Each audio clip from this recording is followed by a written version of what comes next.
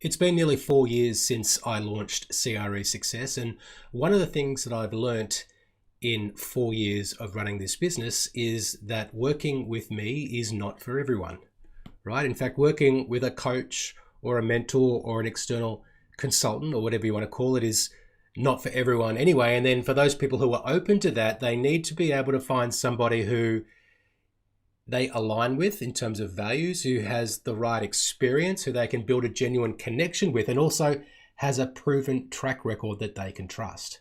So in today's episode, I want to talk to you about this kind of things that you should consider if you want to work with an external consultant, coach, or mentor. And I think this is relevant for you, even if you're not considering that, because the things that you should be considering are probably similar to what your clients and prospects are thinking about when they're considering working with you.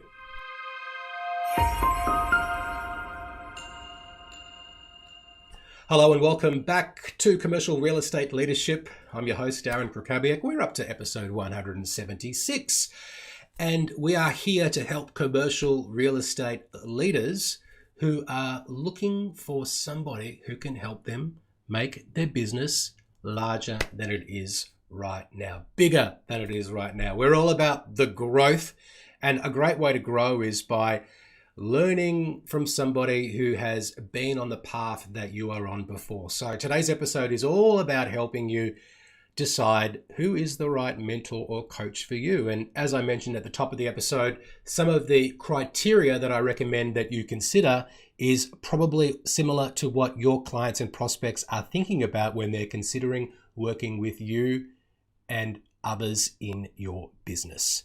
Now, before we get into today's episode, I just want to say welcome back if you're a regular listener to the show. And if it's the first time you've ever tuned in, a very big welcome aboard to you. Now, if you are a returning listener, one thing that I would love to invite you to do, to even, I'll say, ask you to do, is to leave us a rating or review on Apple Podcasts. Occasionally people say to me, hey, I listened to the show. What can I do to say thanks? I don't have a Patreon account, so I'm not going to ask you to deposit $5 in the account, but I would love it if you could leave us a rating or review. It's a small thing, a small gesture that you can do to show your appreciation. It helps us spread the word about what it is that we're doing here on the show, Commercial Real Estate Leadership. Just go into Apple Podcasts and follow the prompts to write and leave a review. Even if you just want to hit that 5-star button and you don't have time to write a review, that only takes a few seconds, and it will really help us in terms of expanding our reach on Apple Podcasts. So if you're able to do that, a very big thank you. So today I want to talk about, as I said, 4 things to look for in a mentor or coach. Now, this list is not my own list, so I want to acknowledge that this comes from Craig Ballantyne, and he was a speaker inside a sales online community that I'm part of, and he's an author that's written a number of books, including The Perfect Week Formula. And in this particular session that I was in with Craig, he was talking about this book, but it's kind of as an aside, he mentioned this 4, criteria that he considers and that he recommends for others when working with a mentor or coach. And I thought it was a really neat formula, and I thought it would be a great thing to share with you today. So let's get right into this list. The number 1 criterion on the list to consider when you're working with a coach or a mentor is that they've been there and that they've done that. So has this person achieved what it is that you want to achieve? And I think this is important for a few reasons. If they have done what it is that you want to do, then that means they've got some knowledge and know-how that's relevant for your desired future state. So when people work with a coach or a mentor or an external consultant, they're generally trying to solve a problem, and they're looking to close some sort of a gap or to reach some sort of goal. And if the person that you decide to work with has already achieved the goal that you're looking to accomplish, then they're going to have the context around the problems that you're going to face, that you are facing, and that you will face potentially in the future. But also you're more likely to listen to them because they have more credibility in your eyes. And when somebody has achieved the results that you desire, then they are naturally someone who you are more inclined to listen to. So the number 1 thing to look out for is, have they been there and have they done that? And one thing I've noticed online is if you go on Instagram. And I guess it depends on what your feed is like and what the algorithm feeds you. But I tend to watch a lot of personal and professional development stuff. And there's a lot of gurus out there who are saying, I can help you do this and I can help you do that. But it's not clear to me that they have actually done that thing before. And I want to know that, because if they haven't done it, then I'm not saying that you can't teach something that you have never done, but it certainly gives me more confidence to trust that that person has the knowledge, has the context, has the know-how, if they have already done and achieved that thing before. So that would be the first thing. The second thing is, do they share your morals? Do they have similar values? Do they have similar ethics? And I'll give you an example on this. So you might have noticed, if you've ever listened to this show before, that I am not the hustle guy. I'm not the one that goes out there and tells you to work twice as hard as you did last year in order to achieve 2 times the results. I'm much more about how we can create more leverage. How can we do things smarter? How can we do things more efficiently? I remember one of my bosses once said to me, you're a really hard worker, Darren. I'm like, oh, no, I'm not. And I guess he thought I was, because I was getting more things done than others were. But really, it was all just about not shortcuts, but just getting things done more efficiently. And while I'm at work, making sure that I'm working, right? Doing the things with focus and intention and getting them done. So that's kind of what I'm about. If that's not what you're about, if you're more looking to do everything meticulously and methodically and follow the exact same process and do it the same way every time. Like I can remember, in fact, when I was working as in tenant rep, and I was in then the leadership position, and one of the more, I guess, middle ranking team members was working on a deal with me. And I said, oh, what's the difference in working with me and the department head? And she said to me, oh, it just gets done quicker with you. It just is a bit faster. It just we seem to move through the deal more quickly. So that's kind of what I am about and what I want to help my clients do. And it's partly about having that context and knowing how to make decisions and analyze things and to, I guess, process risk, right? So get an understanding of what the coach or mentor or consultant that you're looking to work for is about. What are their ethics? What are their morals? What do they think is important?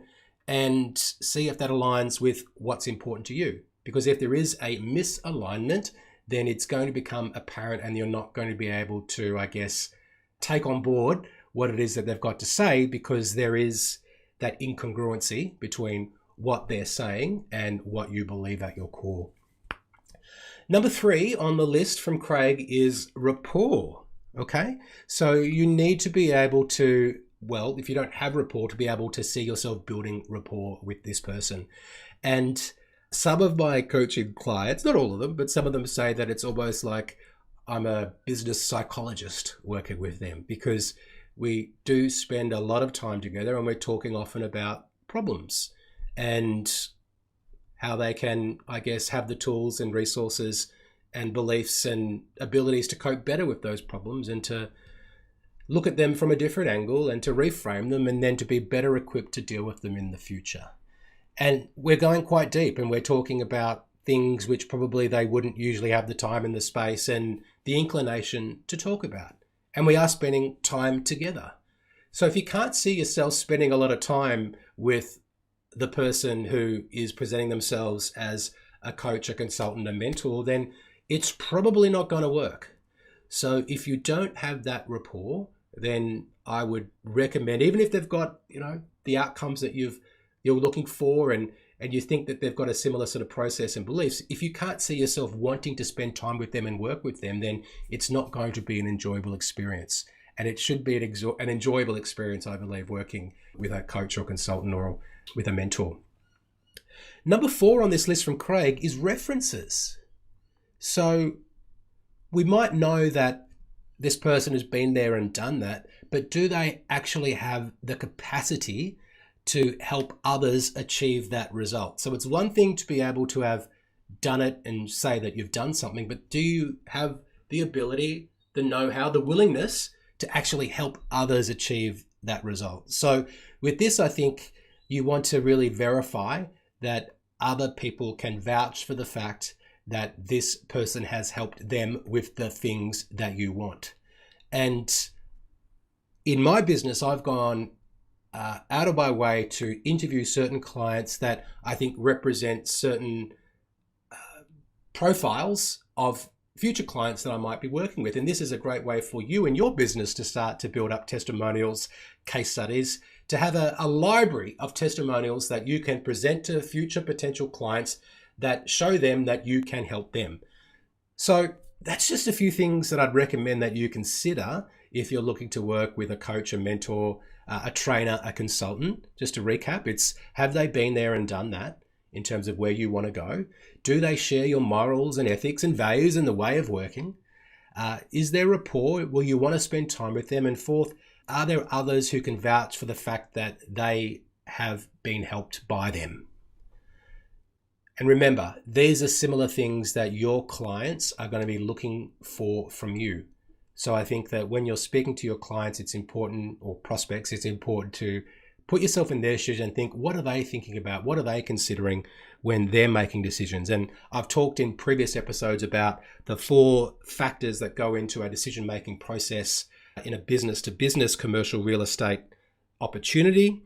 And it is price, relationship, ability to address the brief, and also your track record. So how is your proposal, your conversations, your content reflecting all of those things to make sure that you have a maximum opportunity to win that work? And also, do you even want to win that work? But I'm starting to step into another topic now. Today's episode has been about what it is that you should look for within a coach or mentor. And if you want to know more about the way I work with my clients, then I'd recommend that you download our report, Multiplied Growth. It comes with a free video series where I talk about different ways that we help our clients with 3 common problems that we generally see commercial real estate principals and leaders and business owners dealing with. And the report itself really focuses on organic growth. And we have a number of levers that you can pull, whether it's one lever that you really crank up, or it's a few other levers that you make some small improvements on to unlock 28% organic growth in your business. If you want to grab that, cresuccess.co/growth is the place to go. Alrighty, that is our episode for today. Thank you so much for listening, and I will speak to you soon.